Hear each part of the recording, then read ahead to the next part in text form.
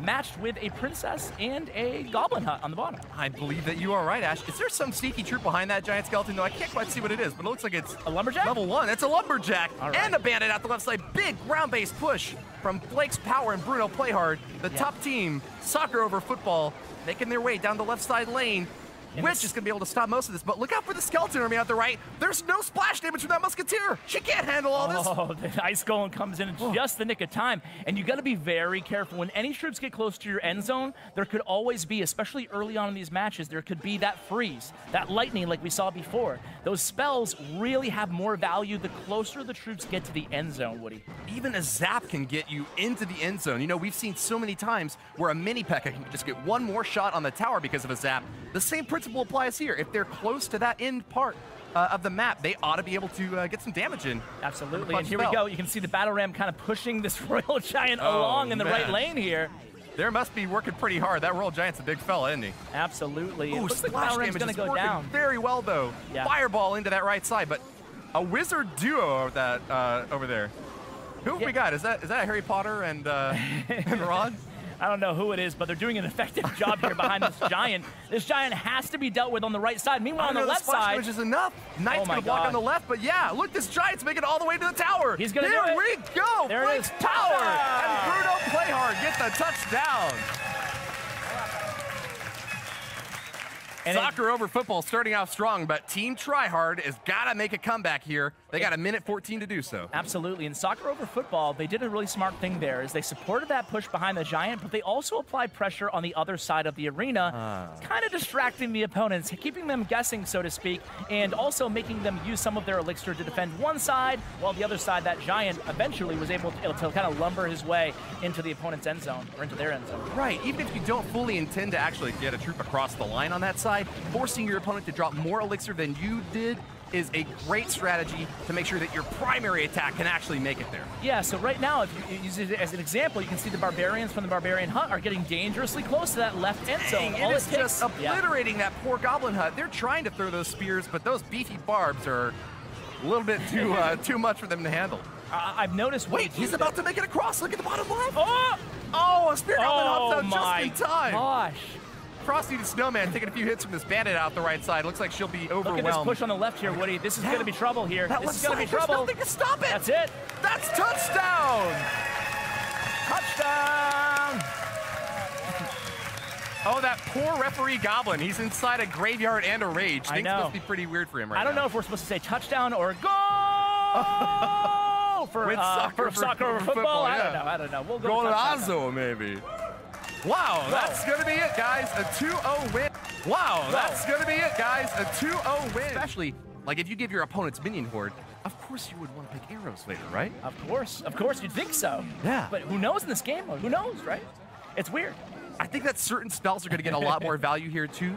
Cards that can take out a push entirely, like Rocket or Lightning, just to wipe out units that are coming for you, are going to be very valuable. It might be a little awkward, though, if you throw a fireball at a Musketeer and she manages to cross the finish line with just a little bit of health left. Speaking of finish line, end zone here, the big push was kind of stymied here, using these defenses really well. But is a Goblin Gang and an Ice Wizard going to be able to stop this balloon? No, it's still pretty healthy. So. It's getting close to the goal line. Touchdown! There it is! Touchdown! Now, Woody, I have to say that during practice, Team Tryhard was a big fan of doing those monster pushes. And basically what their strategy is they make sure they don't pass the opponent any strong defense, such as the Inferno Tower, even, dare I say, Bomb Tower, which is actually good in this game mode. And what happens is their strategy is don't pass the opponent anything that can kind of distract or defend a monster push, and then really go all in, just like they did there. Yeah. Oh, I like the graveyard here, splitting up and forcing Chefstrobel and Trymacs to play a little bit of defense in the center while they're trying to take out this big monster giant lava hound push out the right. I think the Tesla Tower is going to get the job done, though. Yeah, the Hidden Tesla doing some good work there, and they're using an interesting strategy, putting their Tombstone inside the actual arena instead of on the outside here. I think these guards are going to be able to stab it down there. They're pretty beefy, with those shields especially, presenting a big threat. Will the bowler be able to reach this princess? I think he's got it.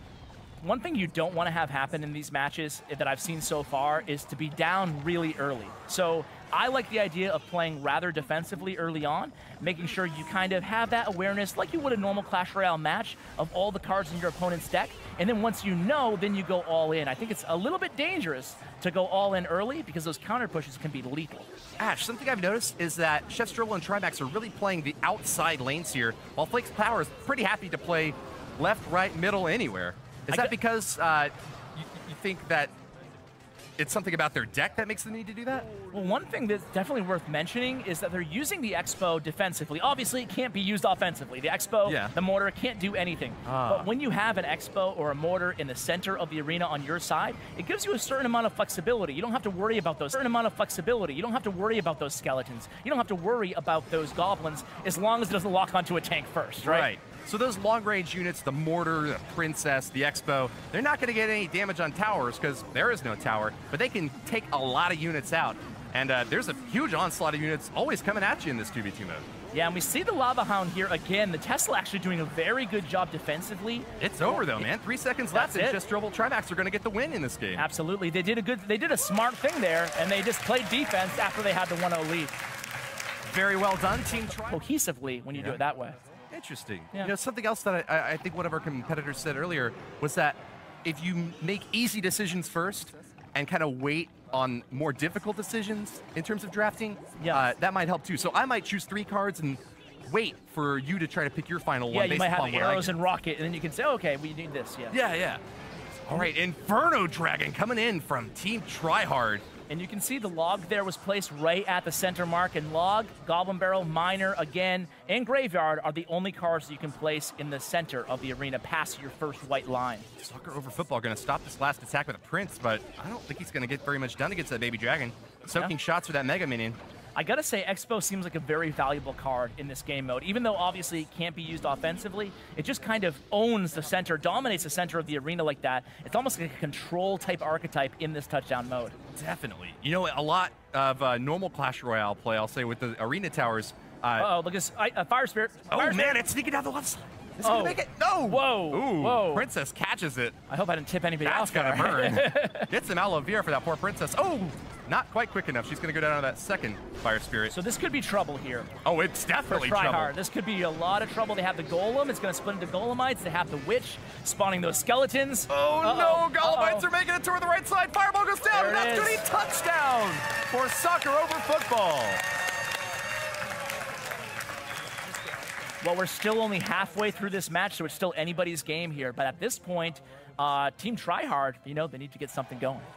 Be able to turn it around, but it's difficult. Do you think double elixir time benefits either of these teams, one over the other? It's tough to say. I think just like normal Clash Royale, this is one of the things that actually remains the same, I think, is that when you have a heavier deck, a more expensive deck, you probably have the advantage in double elixir time. That's fair enough. Just gotta make sure you keep track of everything like those 2 archers. Yeah. Oh man, another card coming out from the top. Soccer over Football has got the 3 Musketeers. And 3 Musketeers, of course, not as valuable as they normally would be because they cannot be split in this game mode. Oh, I see. They're all going down that right side lane. Yeah, so they can be taken out. And but this is a big wave coming in, a big wave for Soccer over Football. Oh man, this Bandit's getting close, but she can't dash past the finish line. Yeah, Bandit, you'd expect to be an absolute beast in this game mode, and she's certainly not terrible. But the thing is, she can't dash into the end zone.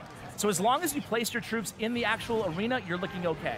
Dang, this Mini-Peck is having trouble. Oh, barely takes out the Musketeers. But look out for the skeletons. The Witch gets them across the finish line. Touchdown, Team Soccer over Football. All right, so Soccer over Football with a 2-0 lead here. It's on, only 15 seconds. I don't think that Team Tryhard can mathematically even make a comeback at this point. Oh man, I don't think so either, Ash. Well played to them, and they're sharing that sentiment with their opponents right now. Flakes Power and Bruno Playhard with the 2-0 victory in this game. There it is. We'll take the match overall. Absolutely, man.